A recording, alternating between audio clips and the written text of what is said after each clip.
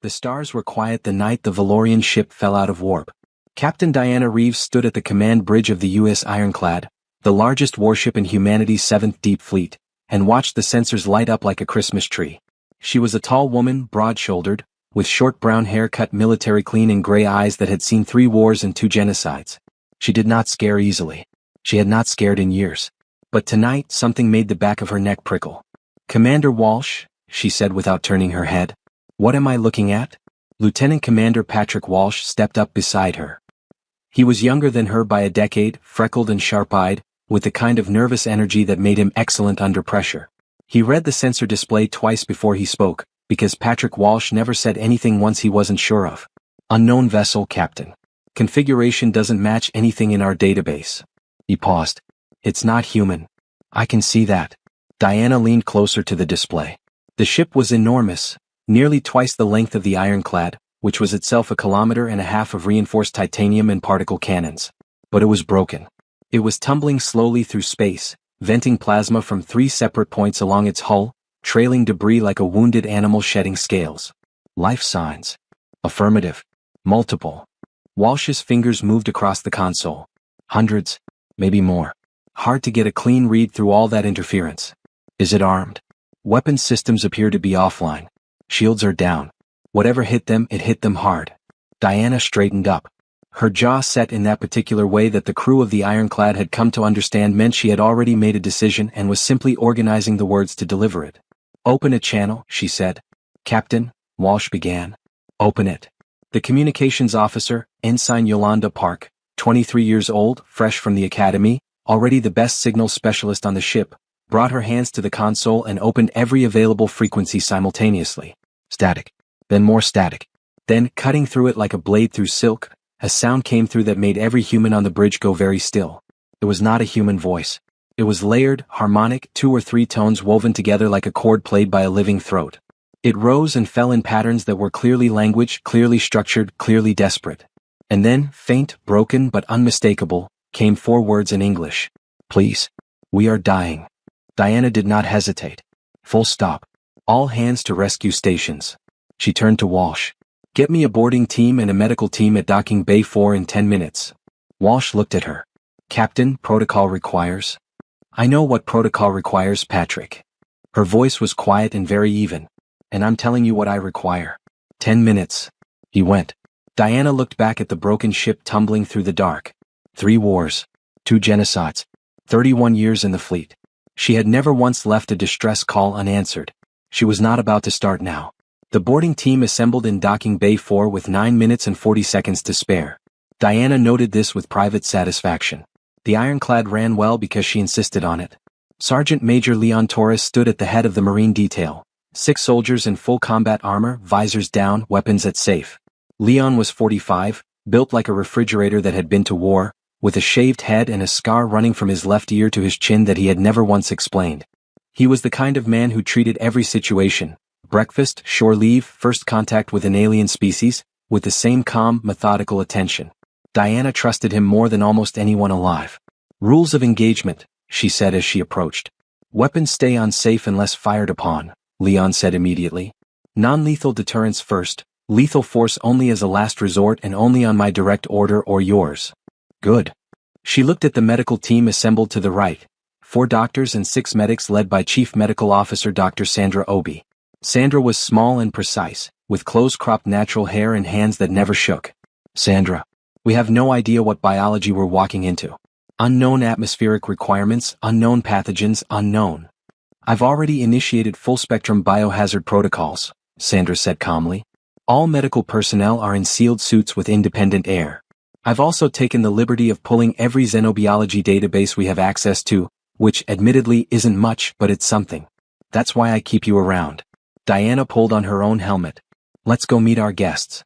The umbilical tunnel from the Ironclad to the alien vessel took 4 minutes to establish. The airlock cycled with a sound like a held breath being released. And then the door opened and Diana Reeves walked into another world. The interior of the Valorian ship was vast and dim.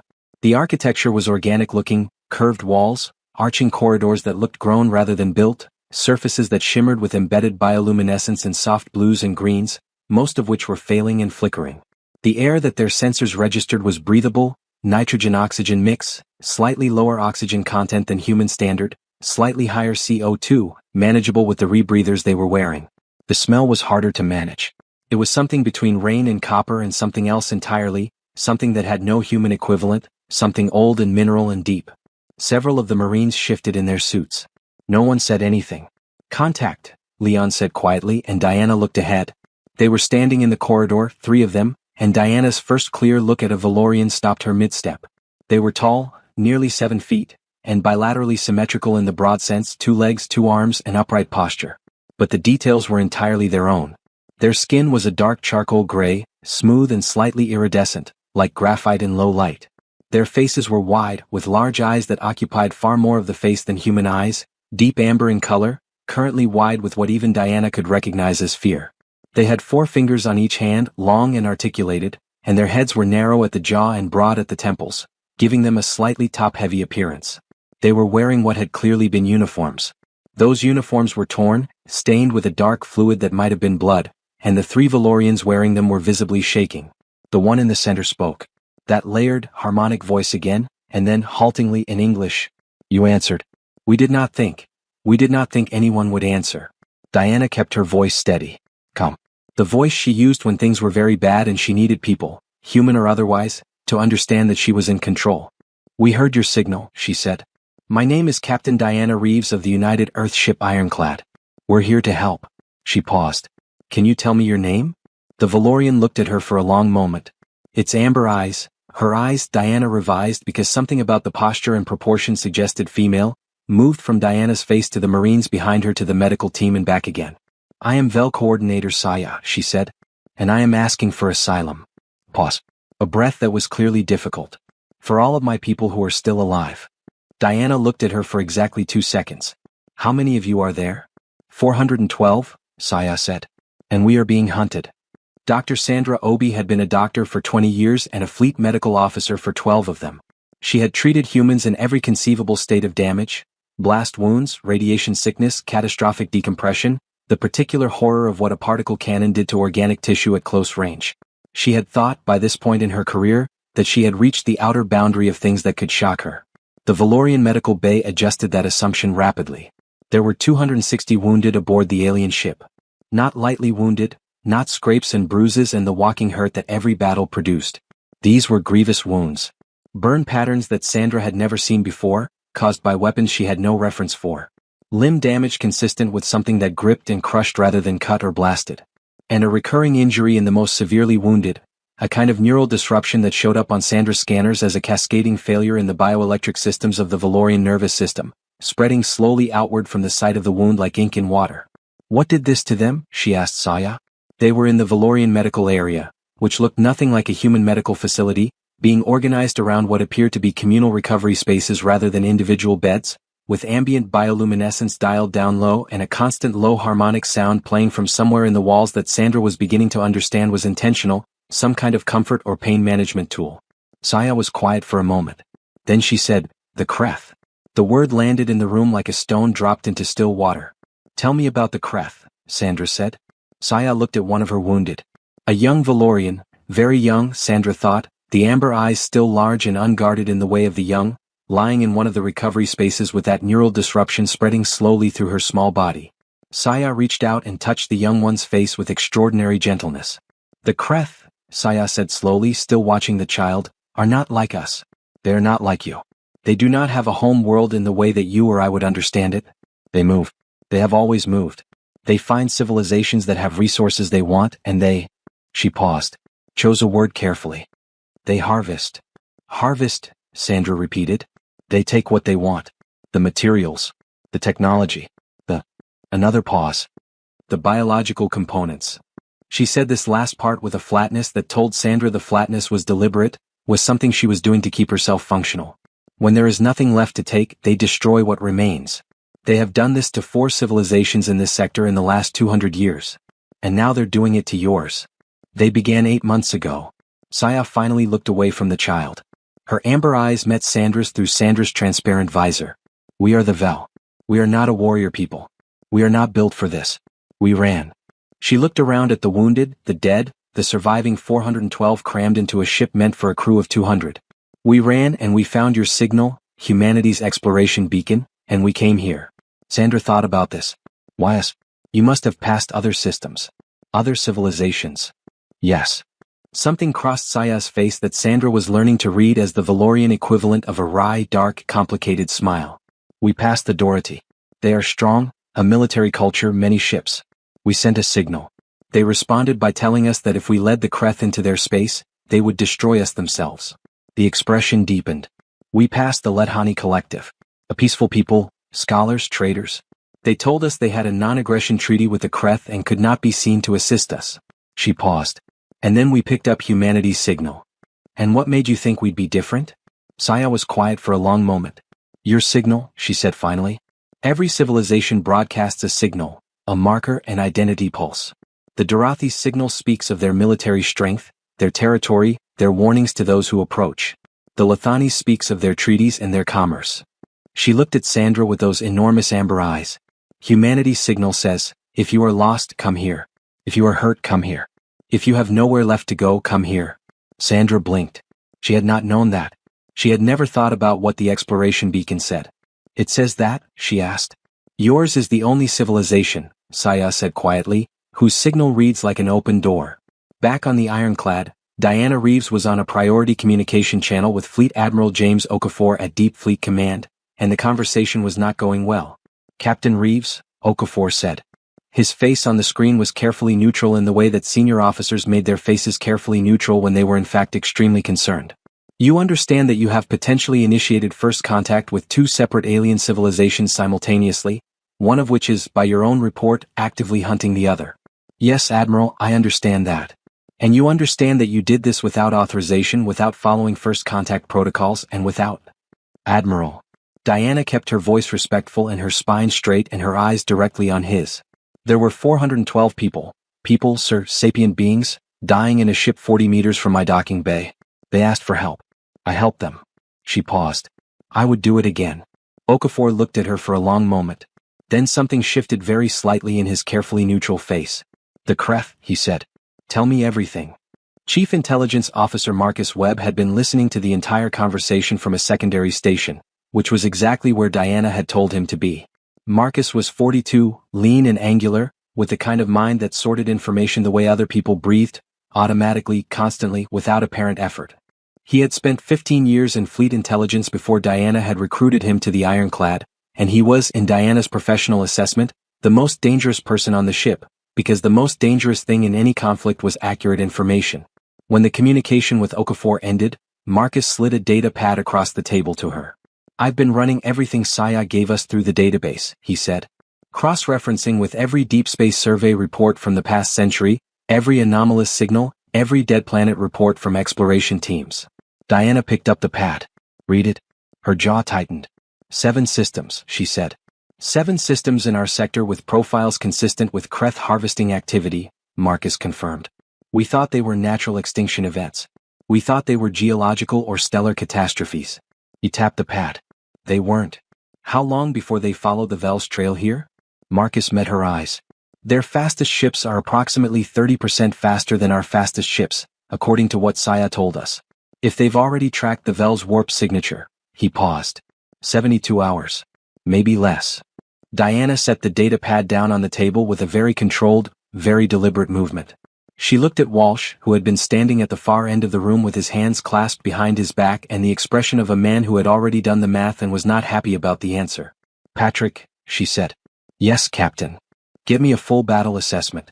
Everything we have, everything we can realistically bring online in 72 hours. She stood. And contact the other ships in range. I want Captains Mercer, Liu and Osei on a secure channel within the hour. Walsh nodded. Moved to the door. Stopped. Diana. He used her first name, which he only did when he was about to say something she needed to hear rather than something she wanted to hear. We are talking about going to war with an alien civilization we have never encountered before. One that has destroyed 4 civilizations. One that is, by every measure we currently have, more technologically advanced than we are. Diana looked at him evenly. I know, she said. And we're doing this for 400 aliens we met 2 hours ago. Yes. Walsh held her gaze for a moment. Then something that was almost a smile crossed his face. I'll get you your battle assessment, he said. And he left. Saya had been inside human spaces for 6 hours, and she had not yet stopped being astonished. The ironclad was, there was no Valorian word for it, so she was constructing one in real time, a weapon home. A place where humans lived and worked and apparently laughed and argued and cooked food and told jokes, and which was simultaneously a machine of war of extraordinary capability. The Vel did not have a concept for this. They had civilian spaces and they had the small defensive arrays that protected those spaces, and those two things existed in entirely separate contexts. The idea of living inside your own weapon, of making a home out of armor and guns and reactor cores, was so foreign to Valorian sensibility that Saya had no frame for it. And yet she was not comfortable with this feeling. It confused her, it felt safe. She was walking with a young human named Ensign Yolanda Park, who had been assigned to her as a liaison and translator. Yolanda was 23 years old, which Saya had been told was young for a human but which seemed to Saya like a person who had been forged in some specific and purposeful way. She was compact and quick, with dark eyes that missed nothing and a manner that was simultaneously warm and extremely professional. "How many crew on this ship?" Saya asked. 2,200, Yolanda said. Saya processed this. Her own ship, the Remembrance of Dawn, which was what its name translated to, had a design capacity of 200 crew. And all of them live here? On the ship. Eat, sleep, train, work, everything. Yolanda gestured around the corridor they were walking through, broad, lit in warm whites and blues, lined with what appeared to be photographs. Saya had noticed the photographs on every wall of every corridor she had walked. Humans and landscapes and animals and what appeared to be celebrations. The deployment is 18 months. So yeah, this is home while we're out here. Saya stopped in front of one of the photographs. It showed a group of humans in what were clearly not uniforms, casual clothing, bright colors, gathered around some kind of fire, outdoors, laughing. What is this? Yolanda looked. A cookout. Barbecue. It's a gathering. For food and company. It's a thing we do. You do this on the ship? We do it everywhere we can. Yolanda smiled, that remarkably expressive human facial behavior that Saya was starting to read more accurately. Deck 7 has a pretty good setup. Cooking units modified to simulate outdoor cooking. Captain Reeves allows it twice a month when we're not in active operations. Saya looked at the photograph for a moment longer. Then she continued walking. Yolanda, she said. Can I ask you something directly? Of course. The Kreth are coming. Your captain knows this. She has chosen to stay, to defend us. Saya paused. What? We are strangers. We have no treaty, no alliance, no history with your people. We cannot offer compensation. Our resources are destroyed, our home world is under siege. We are, by any rational calculation, a poor investment. Yolanda was quiet for a moment. They turned a corner and the corridor opened into a wider space. A junction with people moving through it in multiple directions, all with purpose, all with the particular focused energy that Saya had noticed permeated every human space on this ship. I don't think the captain thinks about it that way, Yolanda said finally. Then how does she think about it? Yolanda considered. She thinks about, you asked for help. You're in danger. We have the capacity to help. She looked at Saya. That's kind of the whole equation for her. It is not logical. Yolanda laughed, short, warm, genuine. No. It's really not. She paused. But I've been on 3 ships in my career and the ironclad under Captain Reeves is the one I'd pick every time because when things get bad, and in this job they get bad, you want to be somewhere where the people around you operate on that equation. Saya was still thinking about this when they arrived at what Yolanda called the training deck, and Saya got her second profound shock of the day. The humans were exercising. Not the light maintenance conditioning that Vel personnel did to keep their bodies functional. These humans were, Saya watched with genuine disbelief, were hurting themselves. Were lifting weights that seemed frankly excessive, were running with full equipment, were sparring with each other with a physicality that would have been considered aggressive bordering on violent in any Vel context, were doing things with their bodies that seemed to her medical mind to be deliberately pushing into the margins of what a body could withstand. They are choosing to do this? She asked. Yolanda looked mildly amused. Yeah, some people love it. It's stress relief. It's preparation. She searched for a word. A lot of humans just genuinely enjoy seeing what their bodies can do. Saya watched a woman, early 30s, very tall, extraordinarily muscular, do something with a weighted bar that Saya's xenobiology databanks flagged as requiring more muscle fiber activation than most Valorian bodies possessed in total.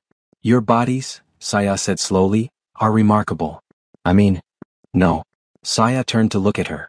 I have the medical scans we ran when we came aboard for atmospheric compatibility. I have been looking at them since we arrived. She paused. Yolanda, your homeworld. What is its gravity compared to galactic standard? Yolanda tilted her head. About 1.2 times standard, I think? I don't have the exact figure. 1.22, Saya said. And your atmospheric pressure is approximately 1.4 times what most oxygen-breathing civilizations consider comfortable. Your average body temperature is significantly higher than any of the other 6 oxygen-breathing civilizations I have medical data on. Your bone density is. She paused, apparently finding the numbers difficult to accept. Your bone density is 4 times that of Vel bone density. Your muscle fiber is denser and more elastic. Your pain response, the signal your body sends when it is being damaged, is high, but your ability to continue functioning through that signal is. She stopped. How do you do that? How do you keep going when your body is telling you to stop? Yolanda thought about it. We just decide to, she said. You decide to ignore your body's damage signals. I mean, there's a line. But yeah, basically. Saya looked back at the training deck. Looked at the humans pushing their already formidable bodies past the point of comfort voluntarily for recreation. The Vel were not a warrior people. She was beginning to understand, with a specific and complicated feeling that mixed hope and something close to awe with a deeper, more unsettling awareness of just how alone the Vel had been in the galaxy, what it meant that humanity's signal read like an open door. Sergeant Major Leon Torres found the 3 Valorian children in cargo hold B at 0200 hours, and he did not report it to anyone. They were small, much smaller than the Valorian adults, with the same charcoal gray skin and amber eyes, but with a roundedness to their faces that was universal in the young of any species. They had, from what Leon could see, crawled through a maintenance access corridor from the docking arm connecting the 2 ships and found their way here. They were huddled together behind a storage container, watching him with enormous, terrified eyes. Leon stopped 3 meters away. He sat down on the floor, cross-legged, so that his face was closer to their level. He took off his helmet. He waited. After approximately 4 minutes, the largest of the 3, probably 8 or 9 years old, he guessed, though he had no real reference, crept forward slightly. He revised because she had a particular way of holding herself, looked at him with eyes that were afraid and tired and something else underneath the fear. Curious. Leon reached into the cargo pocket of his jacket, slowly, deliberately, keeping his movements visible and unthreatening, and pulled out a protein bar. He held it out. She looked at it. He took a bite himself. Chewed. Nodded. Held it out again. She crept forward and took it. The other 2 followed. Leon sat with 3 small alien children in cargo hold B for 2 hours, and he did not move, and he did not make sudden gestures, and he did not speak loudly. He spoke quietly, telling them, in the patient, unhurried way that he had once used with his nieces and nephews when they were small, about Earth. About mountains and oceans and how the sky looked just before a thunderstorm. He did not know if they understood the words. He suspected they understood the tone because after 40 minutes, the smallest one fell asleep against his knee. He stayed until morning. He did not report it. Some things did not need to be reported. The battle assessment that Walsh delivered to Diana at 0600 was thorough, honest, and not encouraging. The Ironclad was the largest and most heavily armed ship in the immediate sector. Its weapon systems were state-of-the-art, 24 particle cannon batteries, 12 torpedo bays carrying a mixture of kinetic and plasma warheads, point defense grids capable of handling incoming projectiles at relativistic speeds, and a new experimental system called the Apex Array that had been installed 6 months ago and which Diana had been meaning to test under controlled conditions. She was going to test it under significantly less controlled conditions than she had planned. Captain Mercer's ship, the UES Resolute, was a fast attack vessel, half the Ironclad size but with a speed advantage of 40% and weapons systems specifically designed for hit-and-run tactics. Captain Liu commanded the Shenlong, a science and exploration vessel that had been fitted with a modest defensive armament when deployed to this sector. And Captain Kwame Osei commanded the Lagos, a fleet support ship, heavily armored, slower than everything else, carrying the repair drones and medical supplies and ammunition reserves that kept a fleet operational over extended engagements. For ships. Against a civilization that had destroyed 4 others. Tell me about their weapons, Diana said, because the first thing you needed to know about a fight was not whether you could win, but what you were up against. Saya had provided everything she had. Marcus Webb had spent the night turning that raw intelligence into something tactical. Plasma-based primary weapons, he said. Higher yield than our particle cannons, roughly 3 times the energy output per shot, with a wider dispersion pattern. He moved to the next display. Secondary weapons are these. The screen showed something that looked like a net made of energy, spreading outward from a ship in the combat footage Saya had provided. We're calling them null fields. They're suppression weapons. They don't destroy directly, they interfere with electromagnetic systems. Sensors, communications, navigation, weapon targeting systems. Anything that relies on electromagnetic signaling. Our weapons rely on electromagnetic targeting, Walsh said. Yes. Marcus kept his voice even. Which is part of why the Vel's weapons were so ineffective. All their systems are electromagnetic dependent. They couldn't target through the null fields. Diana looked at the footage of the null field in operation. Watched a Vel defensive ship lose all control systems and tumble, helpless, into a Kreth plasma blast. Are our targeting systems electromagnetic dependent? Our primary targeting systems are, yes. Marcus paused. But our backup targeting systems, the manual override systems that have been in the hull since the ironclad was built and that nobody ever uses because they're 40-year-old technology, those are mechanical and optical. Completely electromagnetic independent. Diana looked at him. They'd need to be operated by crew at manual gun stations, Marcus said. Which means people at physical weapon controls with no computer assistance, operating cannon systems that were designed in the early days of deep fleet construction.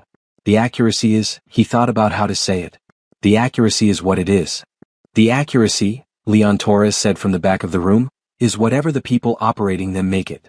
Diana looked at him. Then back at Marcus. How long to reactivate the manual systems and train crew on operation? With our current engineering team? Marcus thought. I can have them functional in 36 hours. Training is a separate question. These systems are intuitive in principle but require significant physical coordination and spatial judgment. I can have my Marines qualified in 24 hours, Leon said flatly. Marcus looked at Leon. Have you ever operated a manual cannon system? No. But I've operated every other weapon system on this ship, 3 different enemy weapon systems I picked up in the field, and a Vel plasma rifle that Coordinator Saya showed me this morning. He paused. I'll figure it out. Diana turned to Walsh. What else? Hull armor, Walsh said. Their plasma weapons hit harder than anything we've been designed to withstand. Our current armor configuration will hold for maybe 4 or 5 direct hits before we start losing structural integrity in the affected sections. And if we redistribute the reactive plating from the secondary hull sections to double layer the primary battle surfaces? Walsh looked at the engineering schematic. We lose protection on decks 13 through 20, but we double the survivability of the core hull. He paused. It means if they hit the secondary hull, it's catastrophic for those sections. Then those sections get evacuated and sealed. Diana looked around the room. I want every non-essential crew member and all Vel refugees in the most protected interior sections of the ship. Medical bay, cargo holds, the inner engineering spaces. She paused. And I want them inside the ironclad, not on the Vel ship. If fighting starts, the remembrance of Dawn is a target. The Vel may not want to leave their ship, Saya said. Everyone turned. Saya was standing in the doorway, Yolanda at her shoulder. She had clearly been there for some time. Apologies, Saya said. I should have announced myself. She stepped into the room. But I have information that may be useful. She walked to the display showing the null field. Looked at it for a moment. The null field has a maximum range of 400 kilometers. Beyond that range it cannot function. The field dissipates. Marcus went very still. How do you know that? Because we built that technology, Saya said simply. The Kreth did not invent the null field. They stole it. From us. Something moved through her voice. Old grief, old anger, packed down tight. They have been using our own weapon against us for 6 months. But they do not fully understand it. They have never pushed it to maximum output because they do not know that at maximum output, it reaches its own structural limit and collapses. She paused. If you can draw their ships to within 400 kilometers and simultaneously damage the field generators, which are located here, she pointed to the Kreth ship schematic that Marcus had assembled from the combat footage. Here and here, the field collapses and all their subsequent shots are electromagnetic dependent. Which means your targeting systems can compensate. The room was very quiet. You know where their field generators are, Diana said. I designed the technology, Saya said. In another life. She looked at Diana steadily. I am a Vel coordinator, Captain. In Vel society that is an administrative role. We coordinate, we organize, we facilitate. We do not fight. She paused. But before I was a coordinator, I was an engineer. The null field was my graduate thesis. The dark, complex expression crossed her face again. I have had considerable motivation over the past 6 months to think carefully about its weaknesses. Diana looked at her for a long moment. Saya, she said. How would you like to help us plan a battle? Saya met her eyes. And something shifted in the enormous amber gaze. Something resolving, something that had been wound tight for a very long time beginning to find a direction. HFY, she said. In her own language, the words that meant, from now on I am with you. The next 48 hours were the hardest and most purposeful Diana had ever spent. The Ironclad's engineering teams worked in 12-hour rotations around the clock. The armor redistribution was completed in 18 hours, faster than Walsh had projected, because Chief Engineer Rosa Mendez had a particular talent for finding efficiency in crisis that made normal project timelines irrelevant. Rosa was 51, small and fierce, with oil-stained hands that were permanently a shade darker than the rest of her skin and a mind that worked in three-dimensional mechanical space as naturally as most people worked in conversation. She had served on 7 ships.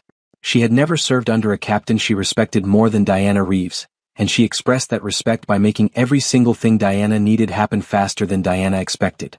The manual cannon systems came online in 28 hours.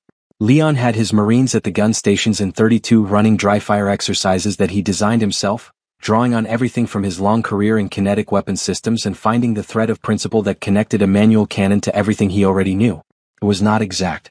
It would never be exact. But by hour 40, his best gunners were threading virtual targets with a consistency that made Marcus Webb update his tactical assessment by nearly 15%. Meanwhile, Saya worked.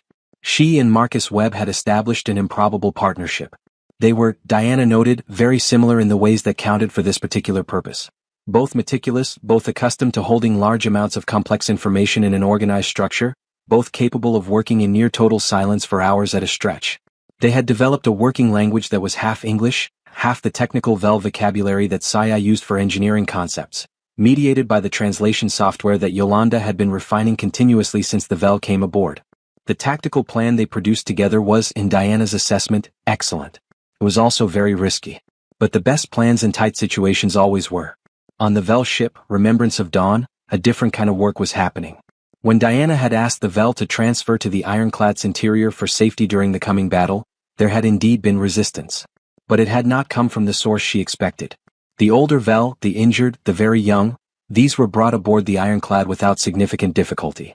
The resistance came from a group of 30 VEL in their apparent late adolescence to early adulthood, who had approached VEL coordinator Saya with a request. They wanted to fight.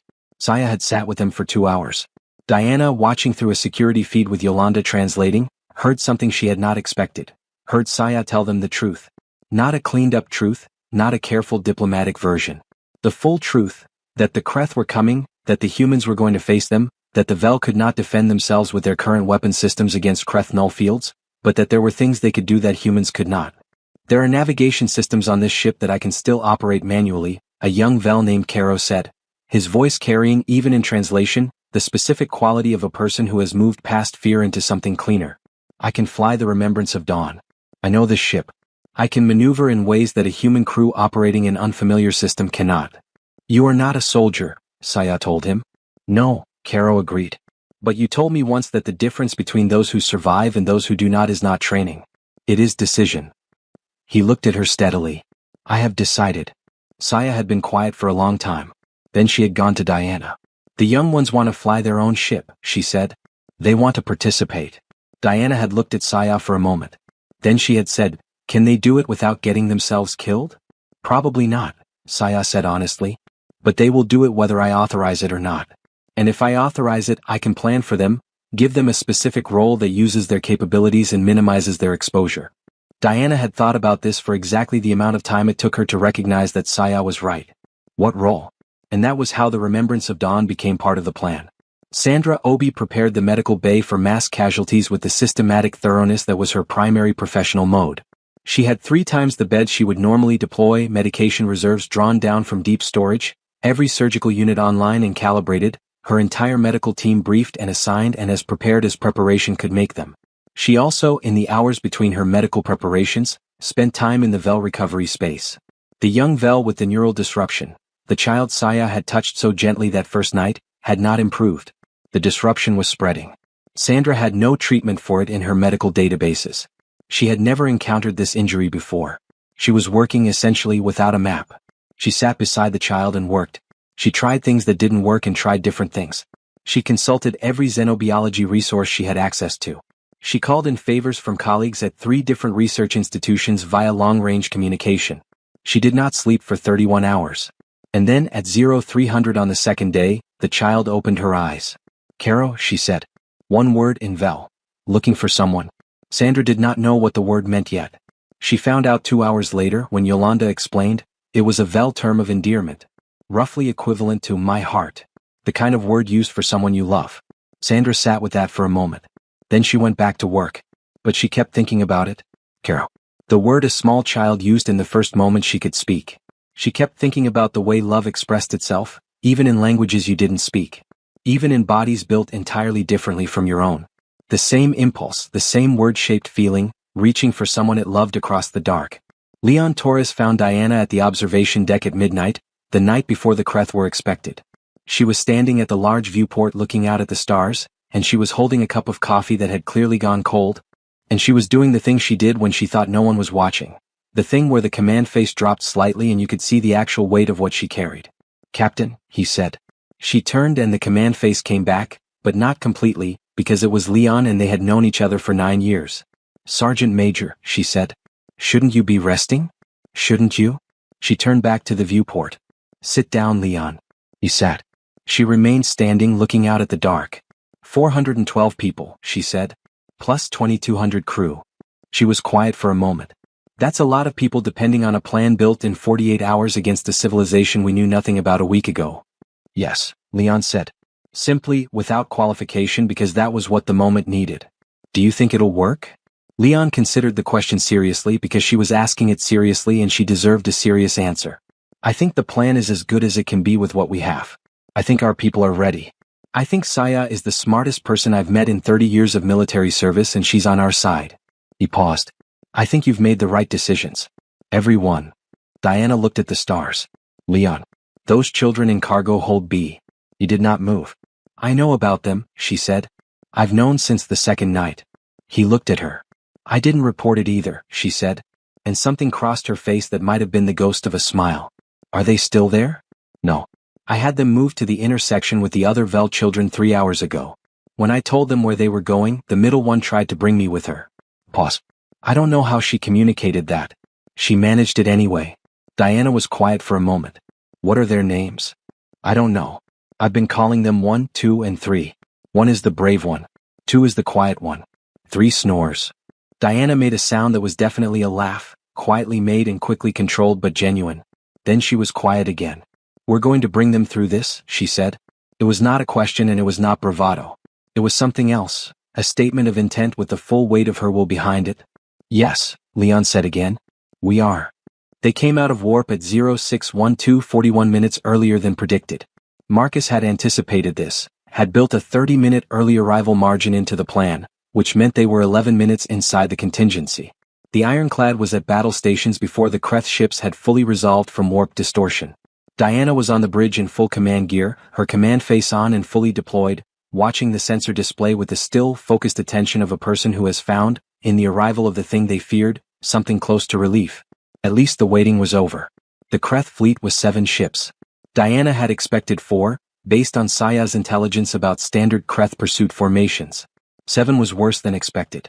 7, Walsh said quietly beside her. "I can count," Diana said. The Kreth ships were, she studied them on the visual display pulling up the high-resolution sensor imaging, triangular in profile, flat and wide, dark in color, surfaces that seemed to absorb sensor imaging in a way that made them slightly harder to read than they should have been. They were clearly powerful. They moved through space with the particular confidence of things that had never, in living memory, been successfully opposed. "Are they scanning us?" she asked. "Actively," Marcus confirmed from the intelligence station. "They've identified the ironclad as non-Vel." Pause. "I'm receiving a transmission. Put it through." The Kreth communication was nothing like Vel communication. Where the Vel voice was layered and harmonic, the Kreth voice was flat and sharp, single tone, percussive at the consonants, with a rhythm that felt less like language and more like impact. The translation software took 40 seconds to process it. "They say," Yolanda paused reading the translation. Her face went carefully neutral in the way of a professional processing something that personally unsettles her. "They say, you are holding what belongs to us. Return the Vel and their ship and depart from this space. We do not want conflict with undocumented civilizations." Undocumented. They had not encountered humans before. They had not cataloged humanity in their assessment of civilizations worth taking seriously. Diana filed this away. "Respond," she said. "Tell them, the individuals aboard this ship are under the protection of the United Earth Fleet. They have been granted asylum under Earth's protection. We do not recognize any claim of ownership over sapient beings. We will not be releasing them. Yolanda transmitted. 43 seconds of waiting. Then the Kreth response translated. You do not understand what you are. You do not understand what we are. Stand aside. No, Diana said. One word. Have Yolanda transmitted exactly like that? Yolanda looked at her. Then at the screen. Then she transmitted it. 7 seconds later the first Kreth ship fired. The null field hit the ironclad like a wave. Every electromagnetic system on the ship stuttered. The lights flickered. Targeting systems went to their 3-second emergency reroute cycle. Communications dropped and re-established. Across the ship, every person felt it as a sudden gut-level wrongness, the kind of electromagnetic disruption that the human nervous system, which ran on bioelectric signals, could feel at a primal level as a wave of nausea and disorientation. Steady, Diana said into the ship-wide comm, just the one word. The voice she used when she needed every person on the ship to hear her certainty. The targeting systems came back on emergency backup. Limited, degraded, 60% effective. Not enough. Not yet. Distance to closest Kreth vessel? She asked. 6,200 kilometers, Walsh said. We need them inside 400. How long? At current approach speed. I know what I'm asking. How long? 22 minutes if we fall back at standard burn. They'll follow, they want the Val. Walsh paused. But 22 minutes is a long time to absorb fire with degraded shields and no effective targeting return. Apex array status? Standing by. Marcus. Ready, Marcus said from the weapons subsection he had personally taken over for this engagement. Capacitors charged. On your order. The Apex array was not a weapon in the traditional sense. It was a focused electromagnetic pulse projector, experimental, untested in combat, capable of delivering an enormously concentrated electromagnetic burst in a tight forward cone. Against any purely electromagnetic weapon system, it would be devastating. Against null fields it might do nothing. Or, and this was the part of the plan that Saya had proposed and Marcus had confirmed and Diana had accepted with the specific comm that came from having no better options, it might interact with the null field generators in a way that caused a cascade overload at the precise moment the field was operating at maximum output, which was the moment it would be at maximum output because they would be at 400 kilometers. All ships, Diana said on the fleet channel. Ironclad is going to fall back. Resolute, begin harassment pattern Alpha. Lagos, maintain support position. Shenlong, she paused. Lu, you know what to do. Understood, Diana, came Lu Wei's voice, calm and precise with a Beijing accent that she had never lost despite 20 years in the fleet. We'll be ready. And the remembrance of dawn? Standing by, said a young voice. Carol. Steady and clear. Stay dark until my signal, Diana said. Not a moment before. Understood. The first Kreth plasma blast hit the ironclad at that moment, and the ship rang like a struck bell. The next 18 minutes were the hardest Diana had ever spent on a command bridge. The plasma hits were not killing shots. The Kreth were trying to disable, not destroy because they wanted the Vel alive. But each hit was enormous, stripping away the redistributed armor in sections, driving deep thermal damage into hull layers, overwhelming damage control teams and demanding constant attention from Rosa Mendez's engineering section. The manual cannon teams, operating on Leon's training and their own considerable nerve, were landing approximately 40% of their shots on Kreth hulls. Not enough to cause serious damage, but enough to make the Kreth ships maneuver, enough to disrupt their firing solutions, enough to buy time. 11 minutes, Walsh said. Distance 4,200 kilometers. They're increasing speed, Marcus noted. They're getting impatient. Diana watched the sensor display. Watched the geometry of the engagement, the ironclad falling back in a controlled withdrawal, the Resolute darting in from oblique angles to break up Kreth firing patterns, the Lagos holding steady and providing continuous repair drone support that was the only reason the ironclad's hull was still largely intact. 7 minutes, Walsh said. 2,800 kilometers. Somewhere on decks 13 through 20, 3 sections had lost pressure following a plasma hit on the secondary hull. Those sections had been evacuated and sealed. No casualties yet, a fact that Diana filed separately in the part of her mind that kept track of the people, that never lost track of the people. 4 minutes. 1,700 kilometers. A second null field deployment. Every system on the bridge stuttered again, harder this time. Diana held on to the edge of the command console with both hands, not from fear, but from the physical fact of the electromagnetic disturbance making her own nervous system rebel briefly. Apex array? Still charged, Marcus said, his voice steady through the disruption. Waiting for your mark. 2 minutes. 800 kilometers. 700. 6. Diana watched the distance counter. watched it with the absolute undivided attention that she gave to things that mattered beyond the point of distraction. 450, Walsh said.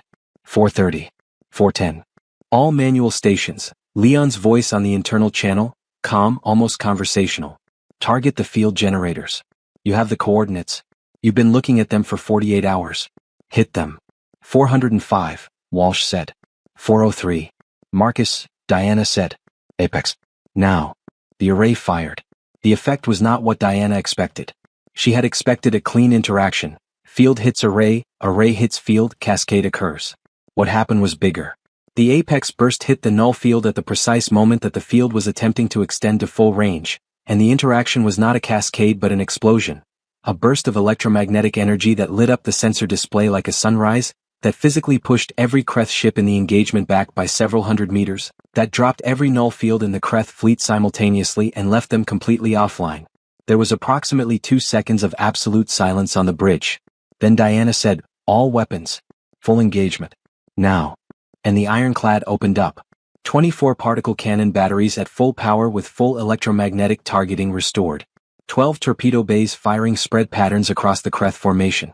The Resolute coming in from flank at attack speed, weapons blazing. The Shunlong Lu's science vessel, deploying the sensor array weapon modification that Sandra and Lu's weapons officer had constructed together, which was not lethal but which flooded the Kreth sensor systems with false targeting data that made their return fire wild. And from the dark, the remembrance of dawn. Caro brought the Vel ship out of its sensor shadow at maximum available thrust, directly at the Kreth formation's flank. He was not firing weapons. The Vel had none effective against the Kreth. What he was doing was using the remembrance of dawn as a blade, inserting it into the gap between 2 Kreth ships at a speed and angle that forced them to maneuver hard to avoid collision, breaking their formation, separating them from mutual support, handing the ironclad's targeting systems perfect isolated shots on individual vessels. Later, Diana would watch the combat recording of that maneuver 17 times. Every time, she would feel the same thing. A shiver of something between admiration and awe at a young person who had never trained for this, had no tactical background, had simply understood the geometry of the moment and flown directly into it. Caro. HFY. From now on with you. The engagement lasted 14 more minutes. When it was over, 3 Kreth ships were destroyed. 2 were severely damaged and had retreated to a distance of 10,000 kilometers. 2 were intact and holding position. The ironclad was damaged but functional. The Resolute had taken a plasma hit to its drive section and was running on reduced thrust. The Lagos was intact. The Shunlong had a hull breach on its port side that had been sealed by automatic systems. No human crew fatalities. No Vel fatalities. Diana let herself exhale. "Hail the Kreth," she said. The Kreth commander's face on the screen was not what Diana had expected. She had built a mental image of the Kreth over the past 72 hours from Saya's descriptions and from the combat footage. Predatory, coldly efficient, confident to the edge of contempt. She had expected something that matched the weight of what they had done to 4 civilizations and were doing to a 5th. What she saw instead was something that complicated the picture significantly. The Kreth were roughly humanoid, bipedal, upright, with 4 limbs and a bilateral symmetry that suggested convergent evolution with humans and Vel. Their skin was pale blue-gray, almost luminescent. Their eyes were deeply set and dark, with a reflective quality that caught light. Their faces were angular and sharp-featured, and the one facing Diana across the communication link was carrying something in its expression that the translation software's emotional analysis function read as confusion, reassessment, unresolved threat response. Not what she'd expected. "I am Captain Diana Reeves of the United Earth ship Ironclad," she said. "I would like to speak with you." The Kreth commander was silent for several seconds. Then, "You are a new civilization." "We are," Diana said. "We've been in space for about 200 years. We haven't met the Kreth before. You should not have been able to do what you just did." It was said flatly, not angrily, as a statement of fact that conflicted with a model of reality that the Kreth commander was clearly struggling to update. "Our null fields have never failed. No civilization in this sector has technology capable of." "We didn't use our technology," Diana said. "We used Vel technology." She paused. "The people you've been hunting created the null field. Did you know that?" Pause. "The Vel are non-combatants. The Vel are engineers. Scientists. Some of the most technically capable people I've met." Diana kept her voice even. Conversational. Not triumphant.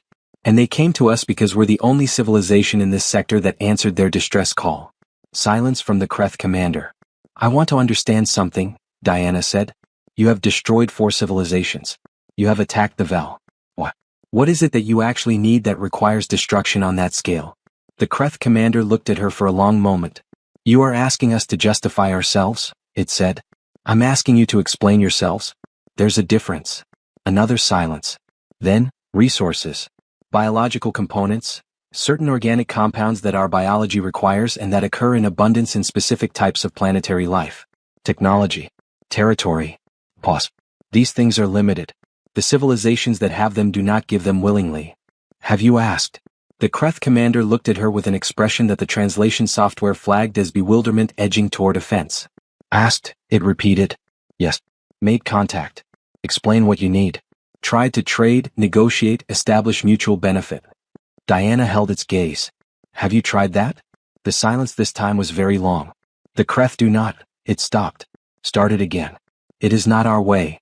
I know it's not, Diana said. But here we are. 3 of your ships destroyed. 2 damaged. Your primary tactical advantage failed. She was quiet for a moment. I don't want to destroy your remaining ships. I want to talk. She paused. Is that an option? The Kreth commander looked at her. Something moved in its dark, reflective eyes that the translation software could not categorize. Something outside its parameters, something that might have been, at its core, the same thing that lived in Saya's amber eyes when she had said from now on, I am with you. The possibility of a door. It has never been an option before, the Kreth commander said slowly. It is now, Diana said. If you choose it. The negotiations took 11 hours. Diana did not conduct them alone. Saya was at her side for every hour of them, translating nuance and technical detail that went beyond what the software could manage. Marcus Webb was a constant presence, tracking the strategic landscape of every exchange, passing notes on a datapad that told Diana when to push, when to hold, when to offer. And Leon Torres stood at the back of the room the entire time. He did not speak. He did not need to. His presence was the reminder of the other option. The option that the Kreth understood and that Leon embodied with the calm, total authority of someone who has mastered violence precisely so that it does not need to be used. What emerged from 11 hours was not a peace treaty. It was not a sudden transformation of the Kreth from what they were into something better. It was something more modest and more real, an agreement to pause. An agreement to a monitored ceasefire with penalties for violation. An agreement to a formal meeting in 3 months, with Kreth leadership and human representatives and surviving Vel representatives, to discuss what could be built instead of what had been destroyed. It was not enough. Diana knew it was not enough. But it was a beginning. And beginnings were where everything started. The day after the battle, the ironclad was in the particular state that ships enter after combat. Not the emergency intensity of the fight itself, but the sustained, serious work of counting what had been lost and repairing what could be repaired and tending to what had been broken. Rosa Mendez's engineering teams were everywhere, in the damaged sections, in the corridors, in the spaces between hull layers where the plasma damage had reached. The medical teams were treating burns and impact injuries and the psychological responses that always followed combat, the particular internal damage that had no clean wound to close. Crew members moved through the ship with the focused, slightly hollowed quality of people who have been through something and are now on the other side of it and figuring out who they are in that new landscape. Diana walked her ship. She did this after every hard action, walked it from stem to stern, not to inspect but to be present, to see the people, to be seen by them. It was the most important command tool she had, more important than any tactical system or strategic plan. The simple act of being physically present in the spaces where her crew lived and worked, looking them in the eye, acknowledging that they were real and that what they had done was real. She found Yolanda Park in the communications center, running maintenance diagnostics on the translation software with the careful attention of someone who is using precision work to process something large. How are you? Diana asked. Yolanda looked up. Honestly, still a little shaky. But better. She paused. Captain, the Kreth commander. At the end of the 11 hours. Did you believe them? That they'd honor the ceasefire? Diana thought about it honestly. I believe they'll honor it long enough to assess us properly, she said. We were a complete surprise to them. They need time to recalibrate. The ceasefire buys us that time too. She paused. What they do with it after that, that's up to them. Yolanda nodded. And the Vel? The Vel. Diana looked out the viewport. Are in a very different position than they were 3 days ago. She was quiet for a moment. They came here with nothing. They're leaving with an ally, a ceasefire, and something else. What? The knowledge that they're not alone out here, Diana said. That there are people who will answer the door. Yolanda was quiet for a moment. Then, Coordinator Saya is asking for you. She says it's not urgent, whenever you have time. Tell her now. Saya was in the Vel recovery space, sitting beside the child who had woken 2 nights before, who had improved steadily since Sandra's treatment, who was now sitting up and eating something from a container that Saya held for her. The child looked up at Diana with enormous amber eyes that were bright and clear and unafraid. "She is better?" Saya said. Something in her voice that Diana was now fluent enough in to read. Relief so profound it had been folded many times and was now something quieter and deeper than its original form. "Dr. Obi is remarkable," Diana said. "Yes." Saya looked at the child. "Her name is Leva. She is 8 years old. She was studying to be a botanist." She paused. "She wants me to tell you thank you. She has been practicing the words." Diana looked at the child. Leva looked back at her. And with the careful deliberateness of someone who has rehearsed a thing, she said in English, "Thank you. For my life." Diana crouched down to the child's level. Looked at her directly. "You're welcome," she said. "Leva." The child's eyes widened slightly at hearing her own name in a human voice. Then she made a sound, a soft, layered harmonic that the translation software after a moment rendered as laughter. Diana smiled. Leon found the 3 children, 1, 2, and 3 in his private taxonomy, in the intersection where they had been settled. They had, in the 2 days since he had moved them there, established a small territory around a set of storage containers that they had rearranged with creative efficiency into what appeared to be a home. They had also, and he was fairly certain this was one's initiative, persuaded the crew members in that section to bring them drawing materials, and the wall beside their territory was covered in drawings. Vel landscapes, he thought. Planets they were trying to hold on to. Things they were trying to remember. And in the corner, drawn carefully in multiple attempts, getting better each time, a figure. A large figure sitting cross-legged on a floor, surrounded by 3 smaller figures. One of the smaller figures appeared to be asleep against the large figure's knee. Leon looked at this for a long time.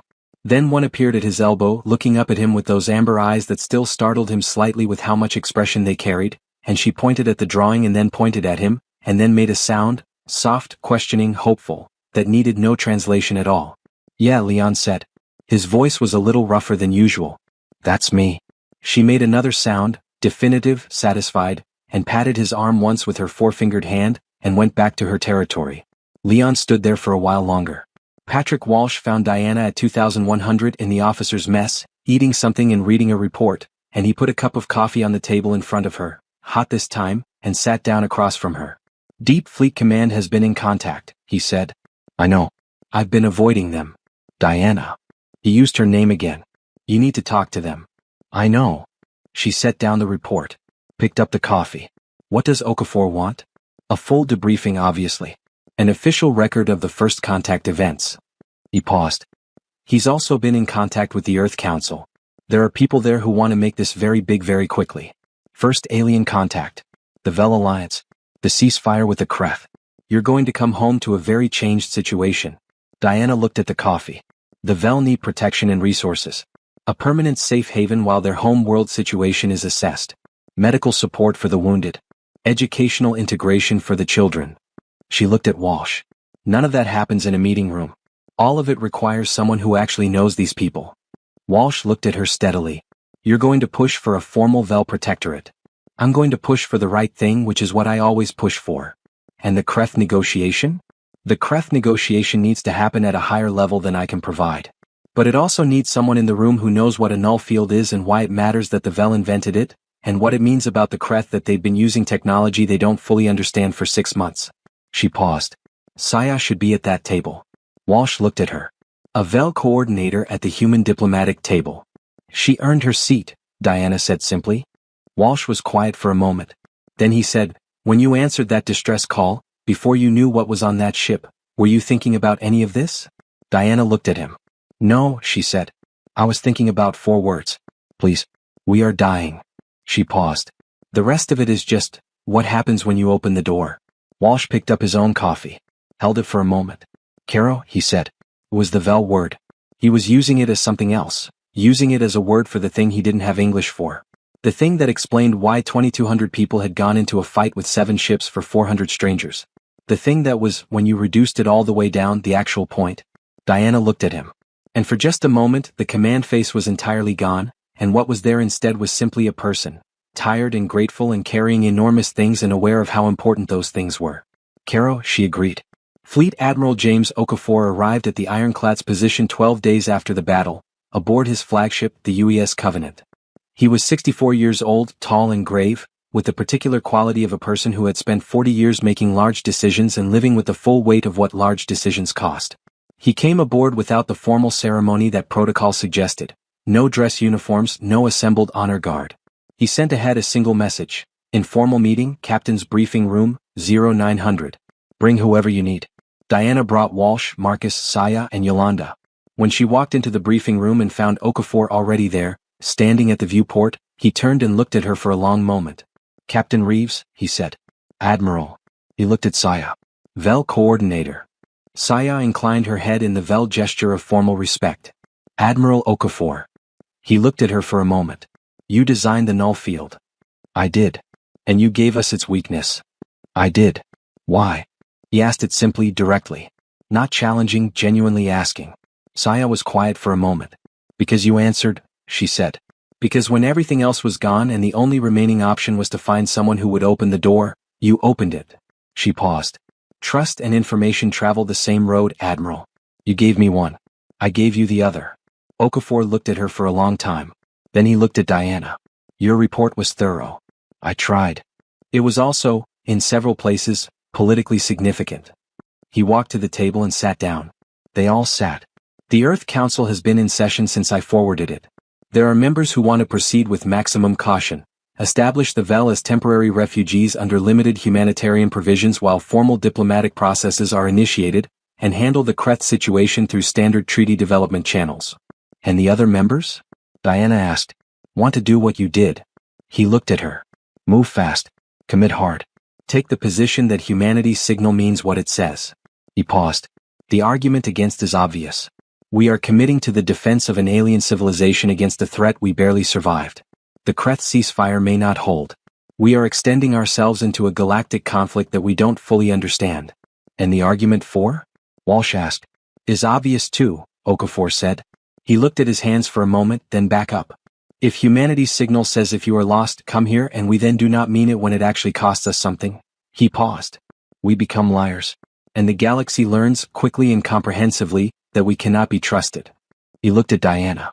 Is that what you want, Captain? No, Diana said. What I want is for 412 people who had nowhere else to go to have somewhere to go. And for the 5 civilizations the Kreth have destroyed or damaged to be the last 5. She paused. That's what I want. It's not a small thing. No. But small things didn't bring us here. She, Diana indicated Saya, flew a dying ship to the edge of her endurance across a sector of space because the only signal that read like an open door was ours. That's not a small thing. The answer to that should not be a small thing. Okafor looked at Saya. Saya looked back at him with the amber eyes that had, over the past 2 weeks, deepened in Diana's experience from the eyes of a stranger to the eyes of someone she was beginning to understand. Coordinator Saya, Okafor said. If humanity formally extends protectorate status to the Vel, and if the Vel agree to participate as full partners in the diplomatic process with the Kreth, what does that mean for your people? Saya was quiet for a moment. When she spoke, her voice was very controlled, very steady. It means my people survive, she said. It means Leva lives to be the botanist she is meant to be. It means Caro. She stopped, composed herself. It means the young ones who flew their ship into a battle they had no business surviving have a future to fly toward. She paused. It means we are not alone. Okafor looked at her for a long time. Then he turned to Diana. I'm recommending the full protectorate to the council, he said. And I'm recommending you as the permanent liaison officer for the Vel-human relationship. He paused. Which means you're going to be doing a great deal of diplomatic work that you are almost certainly going to find tedious. Diana looked at him. Then at Saya. Then back at Okafor. I'll manage, she said. Outside the briefing room in the corridor, Yolanda walked beside Saya back toward the Vel recovery section. How do you feel? Yolanda asked. Saya was quiet for a moment. Strange, she said. Good. Strange in a good way. She paused. Yolanda. The word Caro, do you know it? I know it's a Vel word. A term of endearment. It is more specific than that, Saya said. It means, she thought. It means, the one my heart recognizes. The person or the place that your deepest self knows as home. She paused. It is not exclusively a word for love. We use it for places, for ideas, for... She was quiet for a moment. I think I understand now why your captain said it to Commander Walsh after the battle. I heard it through the briefing room wall. Yolanda looked at her. She was saying, Saya searched for the English. She was saying, this is what it is all for. This is the thing worth defending. Not the ships. Not the strategy. The people. The idea that people matter. She looked at Yolanda. That is what Caro means when it is used that way. Yolanda was quiet for a while as they walked. That's what humanity's signal says, she said finally. Isn't it? That's the open door. Yes, Saya said. Yolanda thought about it for the rest of the walk back. About distress signals and open doors and what it meant to build a civilization around the idea that strangers were worth saving. About the fact that the universe was large and dark and full of things that harvested, and also full of things that opened doors, and that the difference between those two kinds of things was a choice. A choice made every single time. 6 weeks after the battle, the ironclad set course for Earth. It was a long journey, 8 weeks at standard warp, and it was, in its way, a transformation. The ship that had left Deep Space Patrol territory 2 months ago was not the ship going home. Something had happened aboard it that could not be undone, that had changed the fabric of what the ironclad was. Diana stood the watch from 0600 to 1200 every day as she always had. Walsh brought her daily reports. Marcus ran intelligence assessments of Kreth signal patterns that were, so far, consistent with the ceasefire. Rosa Mendez's teams continued to repair the battle damage, and the ship healed slowly the way things heal, imperfectly with scars but toward wholeness. The Vel were aboard. All 412 of them. The Remembrance of Dawn was under tow, too damaged to travel independently but salvageable, which mattered to the Vel in ways that went beyond the practical. It was their home. It was the last piece of the world they had left. Diana had given orders that the Vel were to be treated as crew. Not as passengers, not as refugees in any limited or conditional sense, but as people who were part of the ironclad for the duration of the journey and who were to be included in the life of the ship. This had been received by her crew with the kind of wholehearted adoption that told her she had been right about the people she commanded, that they did not need to be ordered to see strangers as people, that they would do it on their own given the permission to. The result was something unexpected and wonderful. Vel and human crew mingled on the training deck, where the physical difference between the species created genuine mutual fascination. The Vel were lighter than humans, lower bone density, lower muscle mass, but faster in their reflexes and more flexible, with a spatial awareness that was almost preternatural. They looked at human physical capacity with the same wonder that the humans looked at Vel flexibility and speed. Cross-species training sessions developed organically, based on a kind of comparative curiosity that was more joyful than competitive. In the mess hall, the combination of Vel and human food preferences had driven the kitchen team to creative extremes. The Vel diet was primarily plant-based and highly varied, with specific mineral requirements that the kitchen team had cross-referenced with Earth botany and found surprising synergies with.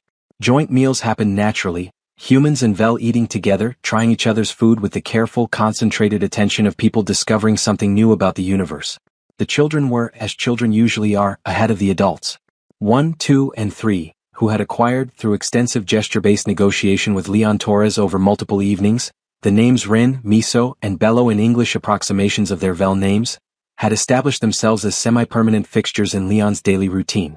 They appeared at 0700 with the precision of a military schedule, participated in whatever Leon was doing with varying degrees of comprehension and uniform enthusiasm, and disappeared to their own activities at approximately 1500 before reappearing at dinner.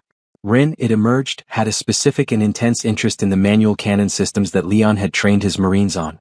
She spent several afternoons studying the non-operational training simulation with the focused absorption of a child discovering a vocation. Leon observed this with a feeling he didn't have a precise word for. Something warm and slightly frightened, the way you felt watching a young person discover what they were for. In the middle of the 6th week, Saya found Diana at the observation deck at midnight. "Your turn," Diana said without turning. She had been waiting for this, in some sense, since that night 7 weeks ago when Leon had found her here. Saya sat down beside her, not standing at the viewport as Diana had been, but sitting, which was the Vel rest posture. She was quiet for a long time, looking at the stars passing in warp light, the stretched and beautiful light of transit. "I have been thinking," Saya said finally, "about what happens when we arrive." "What about it?" "Earth is," she paused. "In our databases, which are very limited, the information we have about humanity describes a civilization that is young and dynamic and occasionally chaotic. A civilization that argues with itself constantly about what it is and what it should do." She paused. "Our arrival will change your world." "Yes," Diana said. "It will." "Is that..." Another pause. Diana was coming to recognize these pauses as the spaces in which Saya translated thought between languages, not linguistically but conceptually, between the Vel way of approaching things and the English way of naming them. Is that something your people want? Diana thought about it honestly. Some do. Some don't. Some aren't sure. She looked at the stretched stars. That's how humans are. We're not a single voice. She thought about how to say it. We're a conversation. Loud and complicated and often going in multiple directions at once. But when the conversation matters, when there's something real at stake, we find our way to the same answer. How do you know this? Because we've been doing it for a very long time. She paused. And because the signal we put out, the one you heard, the one that reads like an open door, that wasn't an accident. Someone decided to put that in the signal. Many people decided. It was argued about and revised and argued about again, and in the end the message is what it is. She looked at Saya. People chose it. People who had been through hard things and who had seen what the other options looked like and who chose this one instead. She was quiet for a moment. That's who you're going to meet on Earth. The people who made that choice and who have been making it every day for longer than you and I have been alive. Saya was quiet. The stars moved past. Caro, she said softly. Yeah, Diana said. Caro. 3 days before arrival, Walsh found Diana in the captain's ready room at 0300, which was where she did the thinking that needed to happen without anyone watching. You can't sleep either, he said. Making notes. She showed him the pad. Pages of it, preparation for the Earth arrival, talking points, practical needs for the VEL, briefing outlines for the Council, strategy notes for the Kreth negotiation framework. Someone needs to be ready for what happens when we dock. Walsh sat down. Diana. You've been awake for 22 hours. I'm aware. What are you actually worried about? She set the pad down. Looked at him honestly. I'm worried that we'll get home and the conversation will become political before it becomes human. That the Council will see 400 VEL as a diplomatic variable rather than 400 people. That the Kreth ceasefire will become a bureaucratic process that takes 5 years and produces nothing. She paused. That Saya will walk into a room full of politicians and be managed rather than heard. Walsh looked at her for a moment. You're going to fight for all of it, he said. It was not a question. Every single piece of it. I know. He stood. Sleep for 4 hours, Diana. Whatever is on that pad will still be there. The VEL will still be on board. The problems will still need solving. He paused. You can't carry it when you're running on nothing. She looked at him. Then at the pad. Then she set it down, face down on the desk. 4 hours, she said. 4 hours. She slept for 5. She didn't tell Walsh. The ironclad dropped out of warp in Earth's solar system at 0942 on a Tuesday, and for 43 minutes, Diana stood at the bridge viewport and watched her home become visible. She had been away for 11 months. Space did something interesting to the experience of seeing Earth after a long absence. It didn't dim it. Every time, it hit with the same force as the first time, maybe harder because you had been in the absolute dark and cold for a long time, and here was the blue-white impossibility of a living world, wrapped in atmosphere, glowing against the black. There it is, Walsh said quietly beside her. There it is, she agreed. She turned. Saya was standing at the secondary viewport, and Diana watched the VEL coordinator see Earth for the first time. Watched the amber eyes go very wide. Watched the particular stillness that came over Saya's face. The stillness of a person in the presence of something that reorganizes their understanding of what is possible. It is. Saya began. I know, Diana said. How do you ever leave? Diana was quiet for a moment. Because out there, she gestured at the dark beyond Earth, is where the people who need the door are. The docking at Fleet Station Orbital was accompanied by every formal element that Diana had been bracing for. Representatives from the Earth Council were aboard the station. Media drones were present in force. The news had broken 14 days ago when a preliminary report reached Earth, and the public response had been enormous, chaotic, and characteristically human in its simultaneous enthusiasm and anxiety and fierce argument. Okafor was already there, having traveled ahead, and he met Diana in the docking terminal with the briefest possible version of the necessary conversation. Briefing in 2 hours, he said. Council chamber. Bring Saya. I know. Diana. He stopped her. It went well on the council. The protectorate is approved in principle. The full terms are being finalized, but the fundamental commitment is there. He paused. You should know that. Diana looked at him. Let it land. Let herself feel the full weight of what that meant, not for herself but for the 412 people now disembarking through the docking arm behind her. Thank you, Admiral, she said. Don't thank me. I'm just carrying what you built. He paused. Now go. 2 hours. The briefing was long and detailed and exactly what Diana had expected. She had prepared for it. She performed it. But what she held in her mind throughout, the thing that made the tedious political process bearable, that made the careful diplomatic language and the arguments over terms and the procedural questions feel worth enduring, was what had happened at the docking terminal 40 minutes before the briefing, before the representatives and the media drones and the weight of history. She had been walking Saya through the terminal. Saya had been looking at everything, the crowds of humans, the architecture, the screens showing Earth's surface, the sheer scale of human civilization compacted into this one station at the edge of home. And a child had run up. Not a Vel child. A human child, a girl maybe 7 years old, with her mother calling after her from 10 meters back. She had escaped, clearly the way children escape, with purpose and zero strategy. She ran up to Saya and stopped. Saya had looked down at her. The enormous amber eyes meeting small brown ones. The girl had looked at Saya for approximately 1 second. Then she had said with complete child directness, "Your eyes are pretty." Saya had been very still for a moment. Then she had crouched down, the way Diana had crouched down to Leva's level, and looked at the child directly and said, "So are yours." The girl had beamed. Her mother had arrived, apologetic and flushed. Saya had turned to her and said in simple, clear English, "She is wonderful. You have built something wonderful." The mother had looked at Saya for a moment. Then at Diana. Then back at Saya. And she had said, Are you one of them? The ones who came here?" "I am," Saya said. "My name is Saya. We came because your signal said to come." She paused. "We are very glad we did." Diana, watching this from 2 meters away, had felt something shift in her chest. A feeling she did not have precise language for, but which was close to the feeling of watching something impossibly important happen in the smallest possible frame. A woman and a Vel on a station floor. A child with pretty eyes. First contact, really, not the formal version, not the version in the history books. The real version. The one where two kinds of people looked at each other and saw person. That night, in borrowed quarters on Fleet Station Orbital, Diana wrote in her log for the first time since the battle. 6 weeks ago I answered a distress signal. I did not know what was on the other end of it. I knew only that someone was dying and asking for help, and I had the capacity to help. I have never believed that the capacity to help and the choice to help required more justification than that. What followed was extraordinary. But it was not strange. It was not outside the character of the people I serve with, the people I come from. 2,200 crew members went into a fight we had no guarantee of winning, for strangers, without hesitation, because the strangers had asked, and because that is who we are when we are being who we should be. Saya told me that humanity's exploration signal reads like an open door. I did not know that before she told me. I have been thinking about it for 6 weeks. I think it is the most important thing anyone has ever said to me. An open door means we see you. We are not afraid of you. We believe you might matter. We are willing to find out. That is the whole argument. That is the entire case. It is not complicated.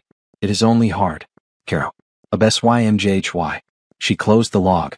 She looked at the stars through the viewport. She slept.